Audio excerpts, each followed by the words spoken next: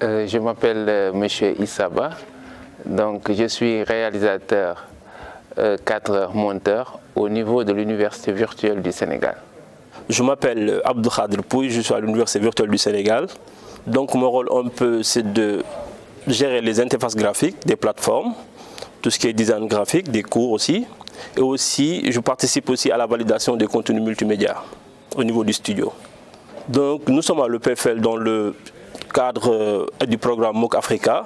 Nous sommes là en immersion, en stage de formation pour connaître un peu les processus de travail, les processus de production. Nous avons beaucoup appris quand même à l'EPFL, vu qu'ici les processus sont un peu plus optimisés.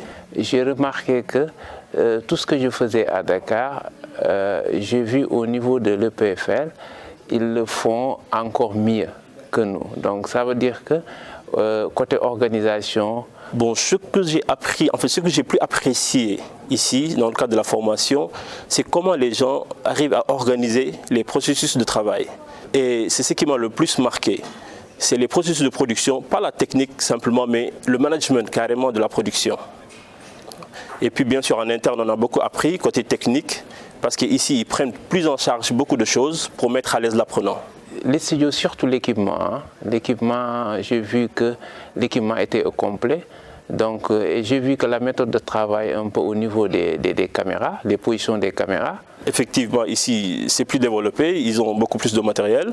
Bien que c'est bien pertinent, c'est l'idéal d'avoir tout ça. La tablette Wacom, la caméra qui filme la main et tout ça, ça c'est nouveau pour nous. Mais aussi au niveau du flux vidéo qu'ils mettent sur le serveur. Avec les serveurs qui récupèrent directement les rushs, stockés, bien fichés, et que le monteur attaque directement le serveur pour récupérer les rushs et monter, ça c'est vraiment intéressant. Actuellement, je gérais juste une partie du programme, c'est-à-dire les interfaces graphiques. Comment a été l'ergonomie du cours, comment a été le design pédagogique. Mais au retour, je voudrais quand même gérer tout le processus de la préparation du cours avec le prof, comme on a appris ici avec les slides bien sur la charte graphique et tout, avec les points, le cours bien segmenté, passer aussi au rendez-vous agenda du prof pour qu'il vienne faire. En fait, tout le processus de production, une vision plus globale.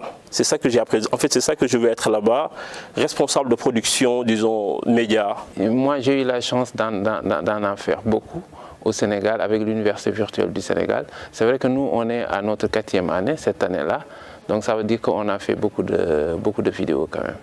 On a un studio avec lequel on travaille, mais l'UVS est je veux dire, la première plateforme d'enseignement à distance, vu que sur le nombre d'étudiants inscrits, on est 17 000. Donc on est effectivement appelé à faire des MOOC pour renforcer les capacités parce que la demande est là et que tout le monde n'a pas le bac, vu qu'aussi à l'Université virtuelle du Sénégal, il faut avoir le bac pour s'inscrire. Les MOOC, c'est beaucoup plus ouvert, ça donne beaucoup plus de possibilités à former les populations qui veulent bien avec des programmes bien spécifiques. Donc c'est vraiment pertinent d'avoir un MOOC là-bas. Cette petite anecdote, c'est un peu... J'ai un ami que je veux voir depuis quelques jours, je n'arrive toujours pas. Parce que les trains ils viennent à l'heure, alors que moi je ne viens jamais à l'heure.